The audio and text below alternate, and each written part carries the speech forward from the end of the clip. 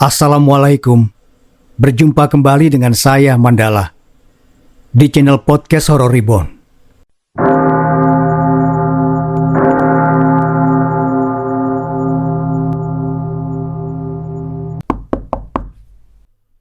Seorang pemuda berumur 30-an bergegas meninggalkan dapur ketika mendengar ketukan di pintu rumahnya.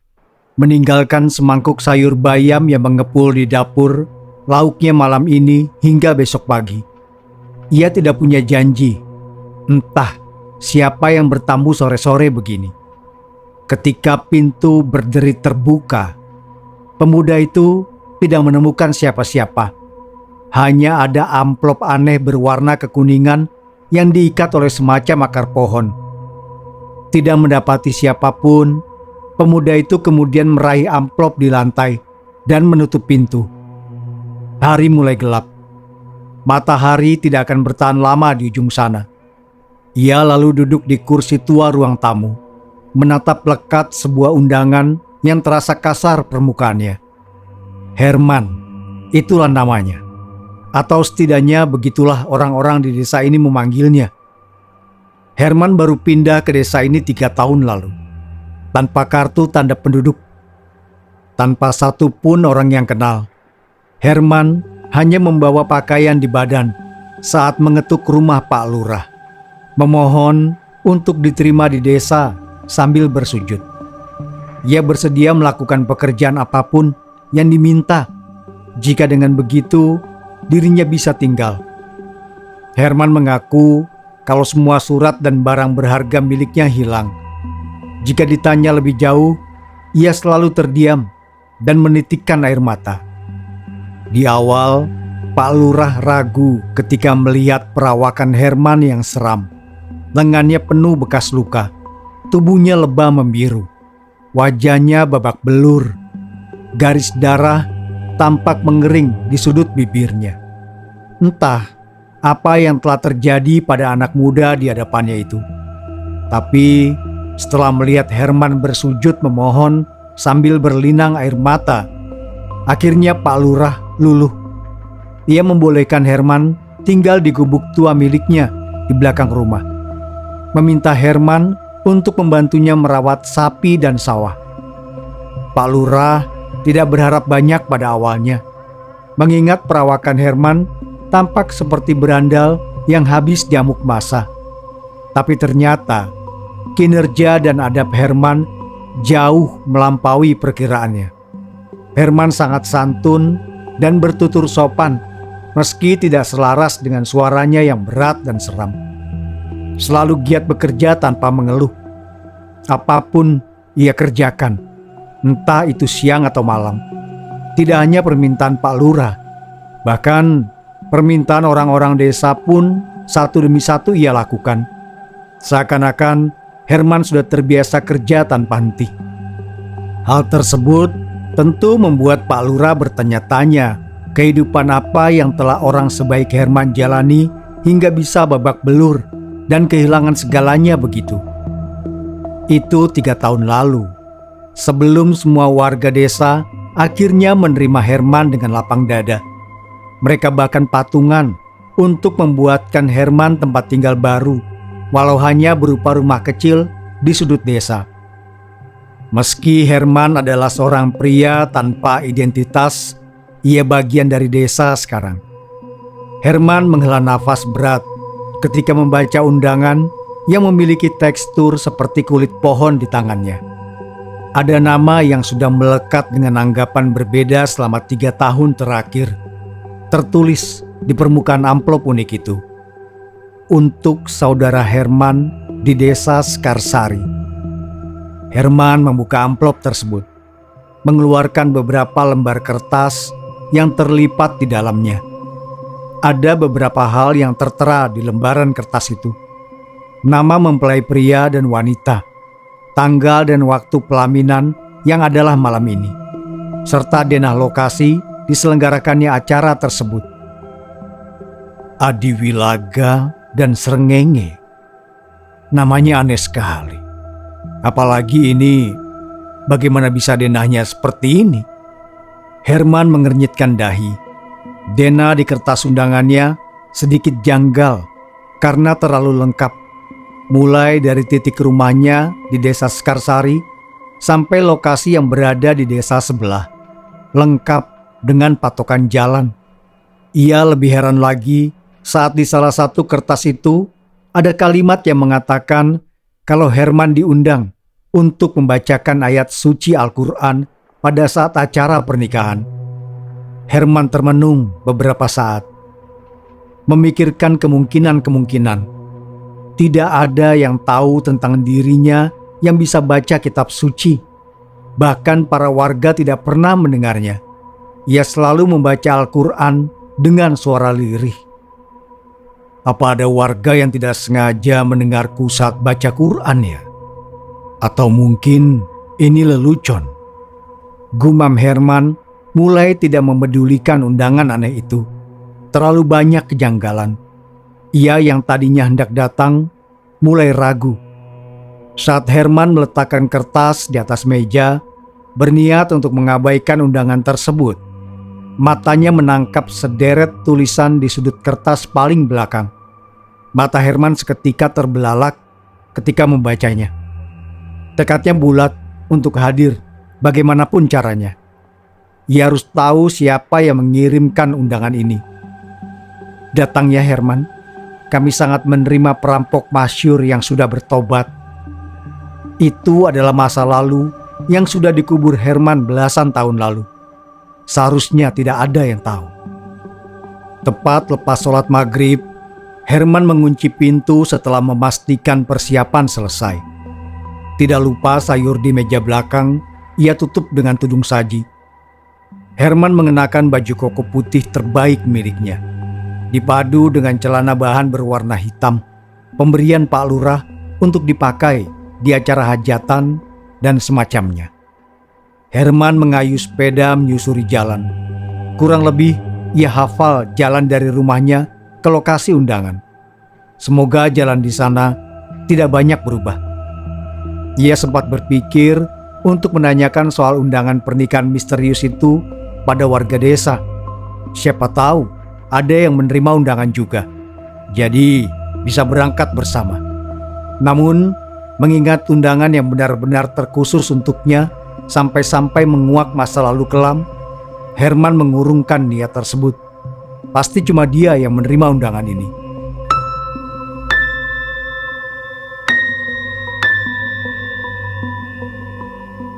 Awan tampak meliputi langit malam. Bintang mengintip di antara gumpalan hitam. Bulan 3/4 memancarkan cahaya pucat. Sepanjang jalan, Herman memutar ulang kenangan masa lalu layaknya gulungan film lawas. Kenangan yang memberikan penyesalan dan rasa bersalah, kecewa dan sakit hati, juga hidayah dan pencerahan. Belasan tahun lalu, di sebuah daerah di Pulau Jawa, pencurian berantai terjadi hampir setiap malam, menyambangi rumah para warga, merenggut harta-harta berharga. Pelakunya tidak pernah tertangkap, mengenakan topeng dan pakaian serba hitam, lihai menghindari ronda malam. Jika kepergok, ia dengan lincah lolos dari kejaran. Sampai suatu malam, pelaku tertangkap. Pelaku tersebut adalah Herman, seorang gelandangan yatim piatu yang besar menjadi preman paling ditakuti di kampungnya. Polisi menjatuhkan hukuman penjara selama 5 tahun. Herman mendekam di dalam sel sebagai pencuri terkenal. Namanya masyhur tersebar di surat kabar, dicap sebagai kriminal yang tidak pantas dikasihani.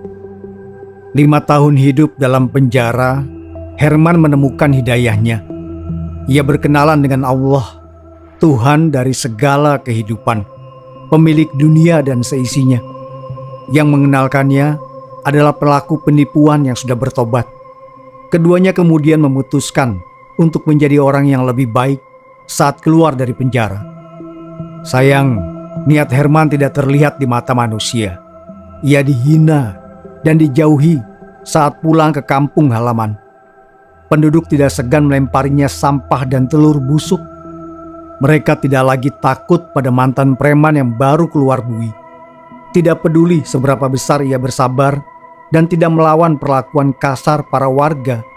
Tidak peduli seberapa keras Herman berusaha bicara santun dan ramah.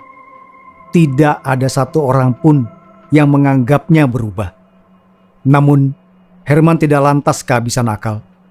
2 bulan menetap di kampung halaman dengan perlakuan yang sangat diskriminatif dari para warga. Ia memutuskan pergi mengaji ke pondok pesantren. Berharap dengan demikian, orang-orang mulai melupakan masa lalunya sebagai preman dan pencuri. 5 tahun lagi, Herman habiskan dalam penjara.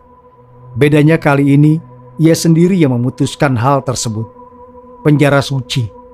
Begitulah orang-orang menyebut pondok pesantren. Selama di pesantren, Herman bertekad untuk menyimpan ilmu agama untuk dirinya sendiri.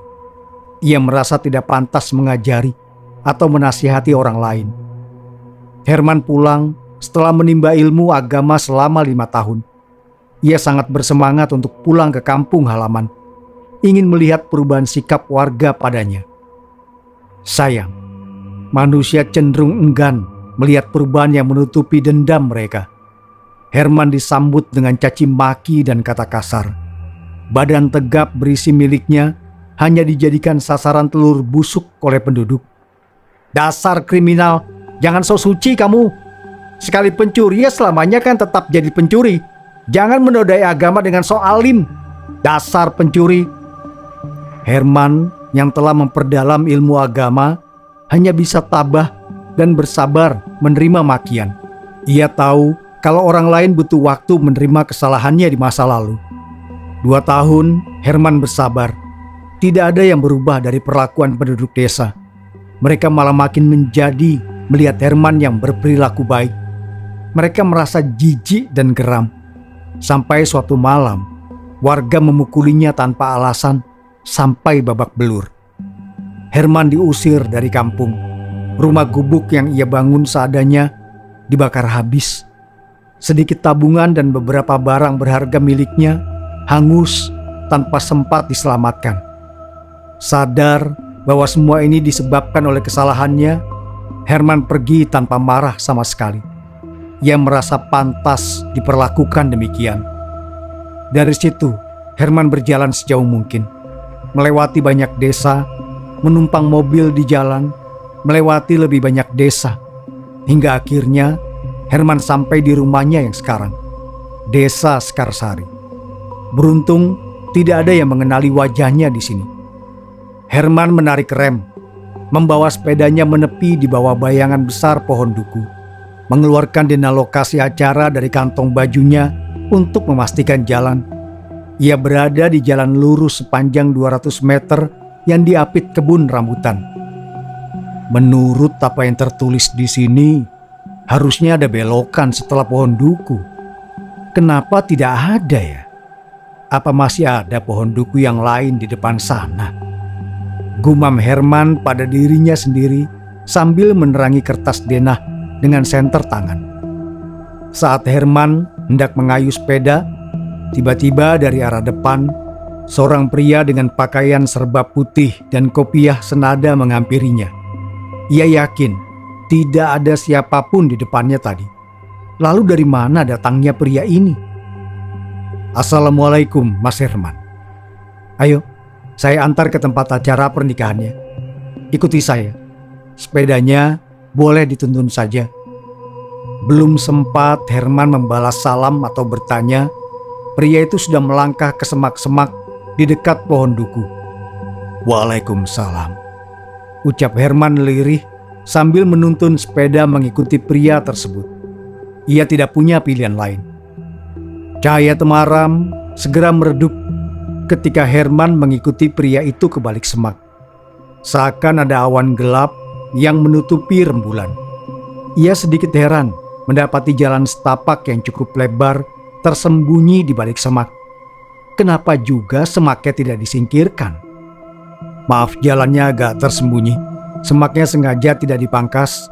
Anggap saja sebagai tirai. Pria berpakaian serba putih berkata aneh, seakan dapat membaca pikiran Herman. Herman dapat melihat semarak cahaya di ujung jalan sana. Ia juga mendengar lantunan alat musik tradisional. Aneh, tadi aku tidak mendengar musik apapun dari jalan. Tidak terlihat ada cahaya lampu juga. Herman disambut saat sampai di sana. Orang-orang memberikan jalan menuju panggung. Mereka semua menatapnya lama. Orang-orang sudah diberitahu tentang Mas Herman yang akan membacakan ayat suci. Mohon maklum jika perlakuan mereka seperti ini. Pria berpakaian putih itu memanggil seseorang untuk membawakan sepeda Herman ke tempat parkir, lalu menuntunnya melewati para tamu yang duduk di kursi kayu yang tampak diukir elok. Baru pertama ini, Herman melihat acara pernikahan yang tamunya tidak diberi kursi plastik. Penyelenggara acara ini jelas orang kaya raya. Kursi tamu saja pakai kursi kayu mahal. Herman membatin takjub. Tidak sampai di situ saja, Herman juga berdecap kagum melihat di atas panggung tidak ada organ atau sound system yang biasanya terdapat di acara-acara besar, melainkan set alat musik asli, odang sarong, gondang kenong, gong, kendang, dan beberapa alat musik yang tidak ia kenali, lengkap dengan bapak-bapak berpakaian adat yang tampak piawai memainkannya. Sebenarnya acara ini tidak begitu besar jika dibandingkan dengan pernikahan orang kaya pada umumnya. Jumlah tamu di sini mungkin hanya mencapai 100 orang paling banyak. Tapi jika dilihat dari perabotan dan pernak-pernik acara, mulai dari kursi tamu hingga hiasan yang memenuhi segala penjuru, ini jelas pernikahan yang sangat mewah. Herman membungkukkan badan saat melewati orang-orang tua di atas panggung. Ia dituntun untuk duduk di salah satu sudut bersama beberapa orang lain. Mas Herman tunggu saja di sini. Nanti maju ke mimbar kecil itu saat dipanggil. Saya harus mengerjakan hal lain. Dan juga nanti ketika membaca ayatnya, ada Al-Quran yang sudah ditandai halamannya di atas mimbar. Mas Herman sudah biasa membaca ayat tersebut. Jadi santai saja dan bacalah seperti biasa. Pria berpakaian serba putih itu melangkah pergi menuruni panggung setelah memberi maklumat, meninggalkan Herman yang mengernyit heran mendengar perkataannya. Bagaimana dia bisa tahu ayat apa saja yang sering kubaca? Menit berlalu. Dari tempatnya duduk, Herman dapat melihat hampir seluruh tamu. Orang-orang datang dengan pakaian berwarna putih, laki-laki dan perempuan, bahkan anak-anak, seperti seragam untuk menghadiri acara. Semakin lama, Herman memperhatikan para tamu yang hadir. Ia menyadari kalau mereka memiliki wajah yang sedikit berbeda. Orang-orang di acara pernikahan ini tampak sedikit aneh karena tidak memiliki garis di antara hidung dan bibir. Mulai dari tamu hingga para pemain musik, tidak ada dari mereka yang memiliki garis itu. Ini hanya perasaanku, atau mereka benar-benar tidak punya garis di atas bibir ya? Benak Herman bertanya-tanya karena merasa ada yang janggal. Ia mulai lupa tujuan utamanya datang ke sini. Meski Herman bisa saja bertanya perihal tersebut, ada dorongan yang menahannya untuk berbuat demikian. Ia juga tidak begitu mengerti.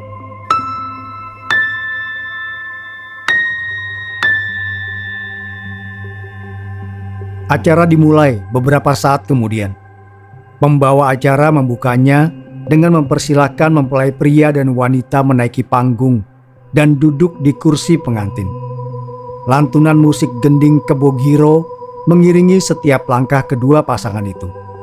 Acara dilanjutkan dengan tuan rumah yang menyampaikan sambutan-sambutan dan salam pada tamu dan keluarga besan. Setelah mempelai pria dan wanita sudah duduk anggun di atas kursi pengantin, selanjutnya adalah pembacaan ayat suci Al-Quran. Herman dipanggil dengan sebutan Ustadz, panggilan yang sama sekali belum pernah ia terima sejauh ini. Itu membuatnya sedikit gugup, apalagi ia sama sekali tidak berlatih untuk membaca ayat suci di acara pernikahan ini. Herman melangkah ke mimbar yang telah disediakan. Menepis keraguan, mulai membuka kitab suci di atasnya. Ada halaman yang sudah ditandai dengan tali berwarna putih. Itu adalah ayat yang harus Herman baca untuk acara ini. Ini benar-benar ayat yang sering kubaca. Lantunan mujawat surah An-Nisa ayat 1 sampai ayat 5 menggema lantang di bawah tarub berwarna gading. Suara Herman yang biasanya berat dan seram mendayu indah membawakan kalimat-kalimat Allah. Para tamu hikmat mendengarkan. Beberapa memejamkan mata menghayati. Anak-anak yang tadi berlari saling mengejar juga ikut diam. Usai dengan bagiannya, Herman mengucap salam dan mundur ke tempat duduknya tadi. Tenggorokannya serak dan kering karena membaca Al-Quran dengan suara lantang. Ia sedikit mengeluh karena tidak ada mikrofon di acara ini. Acara berlanjut ke pesan dari orang tua mempelai perempuan dan diakhiri dengan doa untuk kelancaran keluarga baru. Acara hiburan diadakan setelah doa selesai. Lagu-lagu Jawa lama melantun menemani para tamu. Herman merasa asing karena lagunya sangat lawas. Hampir tidak ada yang ia kenali. Padahal kalau dilihat-lihat, lebih banyak tamu yang seumuran dengannya di bawah sana. Tapi lagu yang dimainkan malah nyindet dan lagu Jawa yang sangat asing. Akhirnya yang Herman tunggu tiba. Beberapa gadis berpakaian kebaya khas Jawa berkeliling untuk membagikan camilan dan air putih. Salah satunya menaiki panggung. Sudah sejak tadi ia haus, hanya saja enggan jika harus bertanya pada bapak-bapak di sampingnya. Saat sudah di hadapan mata, entah mengapa gadis itu malah melewati Herman. Padahal kedua pria di kanan dan kirinya mendapat segelas air dan camilan yang dibungkus daun pisang. Hal itu tentu menyinggung Herman. Ia memang duduk selangkah lebih ke belakang dari bapak-bapak di sampingnya. Tapi mustahil gadis itu tidak melihatnya. Dua pria di sampingnya itu juga makan-makan saja, tanpa ada niatan menawari Herman, membuatnya mempertanyakan tata krama orang-orang di tempat ini. "Maaf Pak, saya boleh minta segelas air?" Herman bertanya saat melihat ada pria parubaya yang mendapat 2 gelas air tidak jauh darinya. Bukannya memberikan, pria itu malah menatap Herman cukup lama sebelum berkata ramah. "Air putihnya minta ke belakang saja Mas Herman. Bisa turun lewat belakang panggung. Minta saja pada Mbah Rumini." Herman semakin heran dibuatnya. Tanpa bicara lebih lanjut, ia bangkit, turun dari belakang panggung dan melangkah menuju rumah yang tampak orang-orang berlalu lalang di dalamnya. Orang-orang di sini kenapa? Apa susahnya membagi segelas air? Kulihat dua-duanya masih penuh. Memang camilannya seserat itu sampai tidak rela memberikan 1 gelasnya padaku. Gumam Herman sedikit kesal. Ia mulai mengeluh pada manajemen acara yang tidak menyiapkan air putih untuk membaca Al-Quran. "Permisi, maaf, permisi." Herman melewati banyak orang untuk sampai di dapur belakang. Terlihat banyak perempuan berpakaian kebaya yang berlalu lalang. Ada yang mengurus makanan, ada yang menyiapkan camilan, dan banyak lagi. Tentu ada yang tengah menuangkan air dari teko ke dalam gelas. Itu tujuan Herman. "Permisi, boleh minta segelas air?" Herman bertanya langsung pada gadis yang mengurus minuman. "Ah, Ustadz Herman, minumnya minta ke Mbah Rumini ya, beliau di belakang." Gadis itu berkata ramah dan langsung kembali fokus ke pekerjaannya. Herman mengernyit meninggalkan gadis itu ke ruang lainnya, merasa heran. Padahal gadis tadi bisa saja langsung memberinya minum. Kenapa harus ke Mbah Rumini? Sebenarnya siapa Mbah Rumini ini? Herman mengedarkan pandangan. Ia melihat seorang wanita tengah mengurus minuman juga. Ia lantas menghampiri wanita itu untuk meminta minum. Betapa kesal Herman saat mendapat jawaban yang kurang lebih sama persis. "Minta minumnya ke Mbah Rumini ya, Ustadz Herman. Beliau di belakang." Mereka terus mengoper Herman beberapa kali. Entah apa alasannya. Herman bisa saja memaksa untuk minta minum. Tapi ini adalah acara sakral milik orang lain. Ia tidak ingin membuat keributan sekecil apapun. Akhirnya Herman bertemu dengan Mbah Rumini setelah beberapa kali diarahkan. Beliau adalah wanita tua berumur 50-an yang memiliki gurat wajah bersahaja, mengenakan kerudung lusuh berwarna merah muda pucat. Mbah Rumini. Iya, saya sendiri. Ada apa, nak? Herman menghela nafas lega. Takut-takut salah orang dan dioper lagi. Minta minum, Mbah. Saya yang tadi baca Al-Quran. Haus, belum dapat minum. Oh, Ustadz Herman ternyata. Sebentar ya. Mbah Rumini bergegas meraih gelas dan mengisinya penuh dengan air putih dari sebuah gentong di dekatnya. Ini Ustadz Herman, silakan diminum. Herman langsung menegak air di dalam gelas hingga tandas. Tenggorokan yang tadi kering dan panas langsung terasa lega disiram air.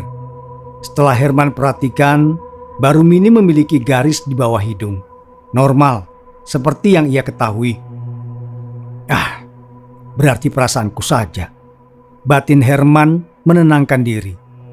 Sebenarnya Herman ingin menanyakan soal para wanita yang terus menyuruhnya meminta air minum pada Mbah Rumini.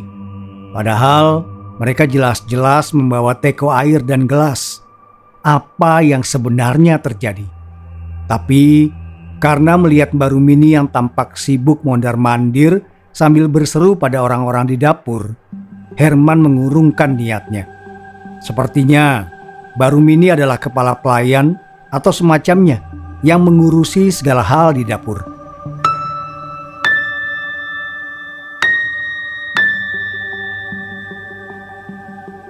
Herman kembali ke tempatnya tadi dengan segelas air. Jaga-jaga jika ia haus lagi. Acara hiburan berlangsung cukup lama. Beberapa penari melenggak-lenggok luwes di atas panggung. Juga ada beberapa hiburan yang Herman tidak pernah lihat. Mungkin tradisi Jawa lampau lainnya. Setelah beberapa saat melihat sekian tamu melangkah ke panggung untuk pamit kepada mempelai pria dan wanita, Herman memutuskan untuk pamit pulang juga. Rasanya ia sudah cukup lama di sini. Mungkin sekarang pukul 9 malam atau lebih. Akan terlalu malam kalau ia menetap lebih lama. Besok Herman ada pekerjaan di pagi hari. Semoga sakinah mawadah warohmah ya. Herman bersalaman pada pengantin. Keduanya tampak tampan dan cantik. Walau sekilas lihat wajah mereka agak janggal. Setelah turun dari panggung, Herman segera menuju tempat sepedanya diparkirkan. Ia berlalu di antara orang-orang sambil tersenyum menganggukkan kepala. Saat sampai di sepedanya, pria berpakaian serba putih dengan kopiah senada menghampirinya. Ia adalah orang yang menuntun jalannya dari pohon duku saat sampai tadi. Sudah mau pulang saja, Mas Herman? Sapanya ramah. Iya, Mas. Saya pulang dulu. Besok ada pekerjaan pagi-pagi sekali. Tidak bisa lama-lama. Pria itu melepas kopiah putihnya, lalu mengeluarkan kresek hitam. Ia kemudian membungkuk untuk meraih beberapa lembar daun kering dari tanah dan membungkusnya, lalu memberikannya pada Herman. Ini sedikit timbalan dari kami atas kehadiran Mas Herman. Tidak banyak, tapi insya Allah cukup. Terima kasih sudah mau menjadi pembaca Al-Quran di acara pernikahan anak kami. Tolong jangan buru-buru dilihat. Dibukanya saat sudah sampai di rumah saja. Herman merasa janggal melihat pria di hadapannya menyerahkan sebungkus daun kering. Apalagi katanya ini imbalan. Tentu terasa seperti penipuan. Namun meski demikian, Herman terdorong untuk menerima bungkusan itu. Entah mengapa. Ia sendiri kurang mengerti. Terima kasih, Mas. Saya pamit pulang dulu.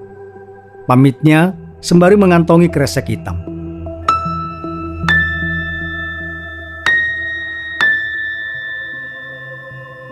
Baru saja sepedanya bergerak 2 meter, Herman mendadak teringat tujuan awalnya datang kemari.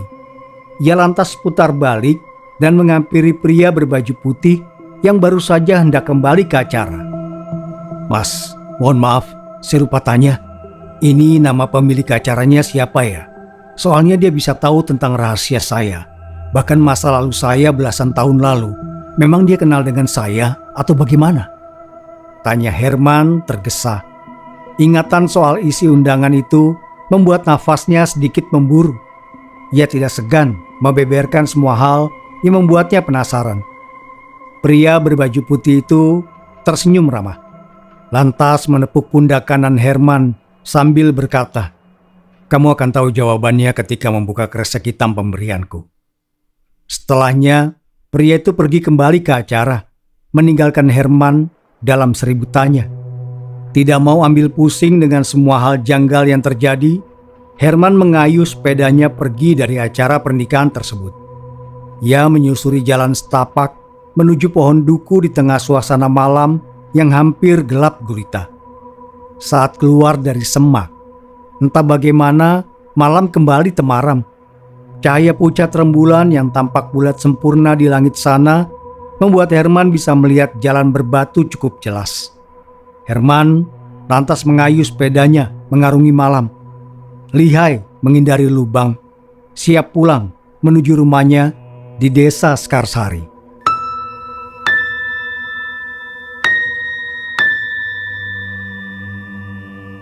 Herman sampai di rumahnya beberapa waktu kemudian. Ia langsung memasukkan sepeda ke dalam ruang tamu dan mengunci pintu yang entah kenapa tidak terkunci saat ia sampai tadi. Padahal rasanya Herman mengunci pintu rumah saat pergi maghrib tadi. Ketika melihat jam dinding, Herman terkejut karena masih pukul 9 malam. Padahal ia ingat benar kalau tadi berangkat tepat setelah maghrib. Tidak sampai di situ saja, suasana rumah yang pengap dan berdebu menambah kerutan di dahi Herman. Kondisi rumahnya tidak seperti baru ditinggal 2 jam. Samar, Herman mencium bau busuk. Ia bergegas melangkah ke dapur dengan pikiran yang berkecamuk. Panik melandanya tiba-tiba. Sampai di meja makan, Herman menutup hidungnya menggunakan kerah baju. Sayur bayam yang ia tinggalkan 2 jam lalu sudah menjamur dan mengeluarkan bau tengik. Apa yang sebenarnya terjadi di sini? Saat Herman mematung tenggelam dengan pikiran-pikirannya, ketukan cepat di pintu menariknya kembali ke kenyataan. "Herman, kamu di dalam? Herman, buka pintunya. Ini saya, Pak Malik." Itu Pak Lurah. Herman segera melangkah cepat ke pintu. Papan kayu tua tersebut berderi terbuka saat kaitnya dilepaskan. Pak Lurah langsung menghambur saat melihat Herman berdiri di dalam rumah. Tak pelak air mata menitik bahagia karena pemuda yang 3 tahun terakhir sudah ia anggap anak sendiri akhirnya pulang. "Dari mana saja kamu, Nak Herman?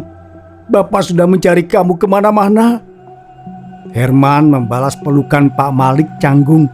Sedikit merasa bersalah karena memang ia tidak pamit.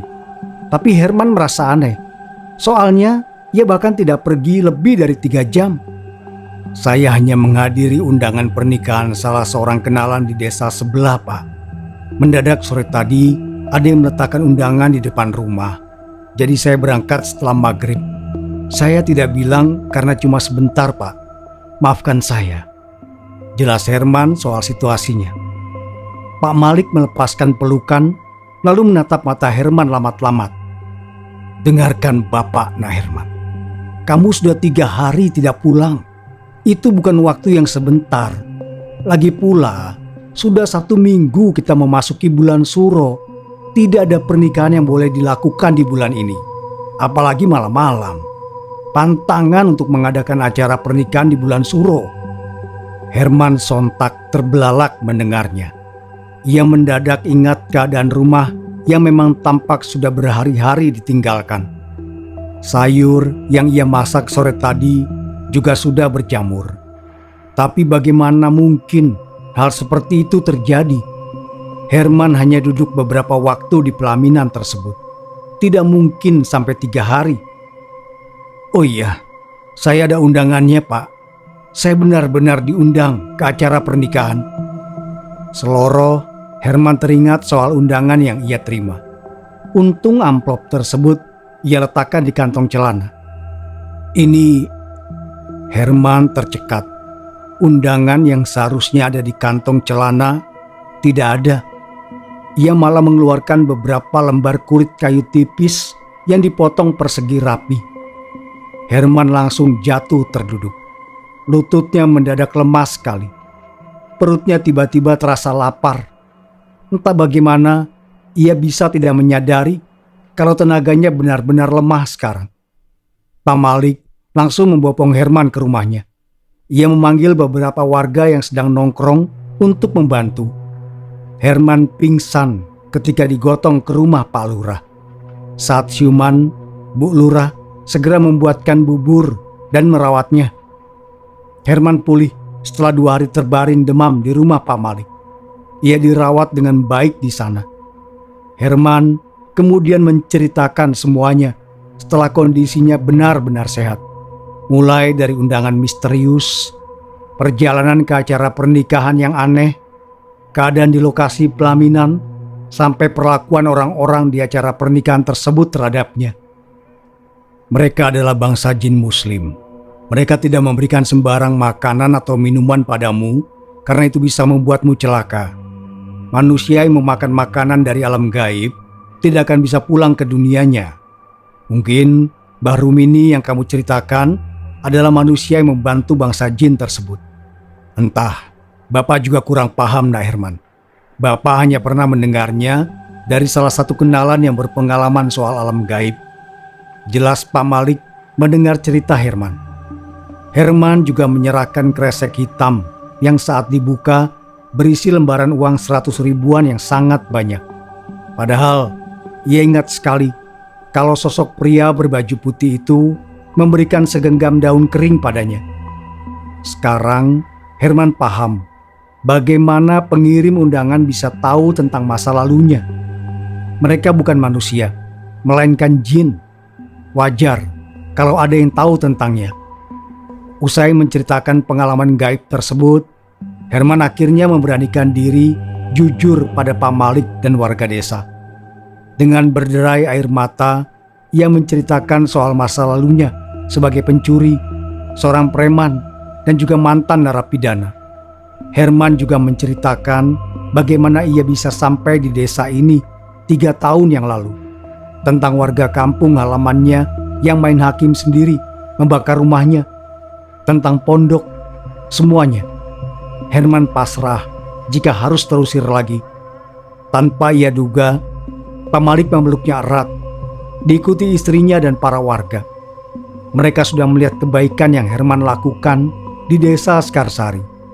Masa lalu yang gelap tidak akan mengubah fakta kalau saat ini Herman adalah orang baik. Terima kasih banyak. Herman menangis haru.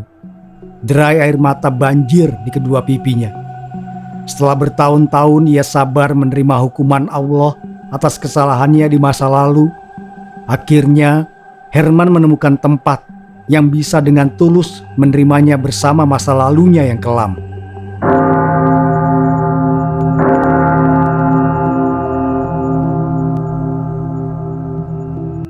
Terima kasih sudah mendengarkan. Wassalamualaikum warahmatullahi wabarakatuh. Sampai berjumpa kembali. Sapunyere pegat simpai, paturai patepang deui.